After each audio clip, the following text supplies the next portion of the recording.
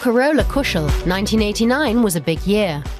Just 2 months before the fall of the Berlin Wall on November 9th, she decided to leave East Germany by crossing the border in Hungary and heading west.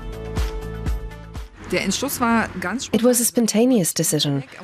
I'd always wanted to leave, but I had family and friends in East Germany, people I cared about, which made it hard. Once, after my night shift at the Youth Tourism Center, my co-worker said, "You're going to Hungary, right? Why don't you just leave?" And that's when I decided to go ahead. Carola was just 21 when she camped out in front of a church in Budapest, along with 10,000 other East Germans waiting to depart for the West. The Europeana 1989 crowdsourcing project is collecting these memorabilia and photos. Anyone can contribute their own material related to the events of 1989 in Eastern and Central Europe.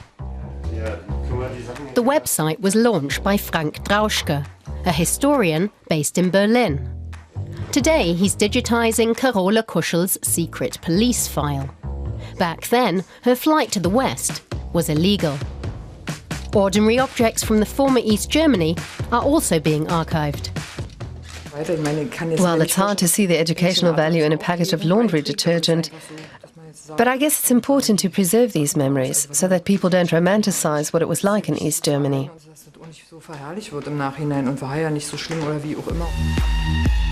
This was Frank Drauschke's military ID. He was a soldier in the East German army when the wall fell. The Europeana Foundation wants to make history come alive. Drauschke is pinning his ID onto an online map. You really see the democratic aspect of the internet here. Anyone can take part and all stories are equal at first and get published. And anyone can access them.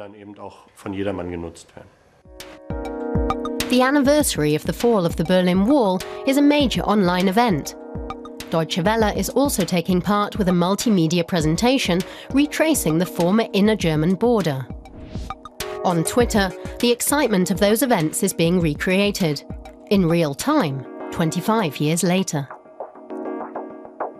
Google has put a fictional diary online, telling the story of the fall of the wall and German reunification. In another project, 20 young Europeans followed in the footsteps of the revolutions that transformed Eastern and Central Europe. Digital archives will have an impact on historians, at least to some degree. They won't replace the official archives, but for historical research, they can be one piece of the puzzle, one component among many. And here in Berlin, an augmented reality app is bringing history to life. Called Mauerschau, it's GPS-based. On it, the present day vanishes before our eyes, capturing important moments in history. The terrible impact of the wall comes to life, digitally, as does the joy of the moment when the wall finally fell. We were trapped in an enormous prison, a mental asylum. I'd never wish that on anyone. For Carola Kuschel, it's important not to forget this part of Germany's history. And now those stories are available online.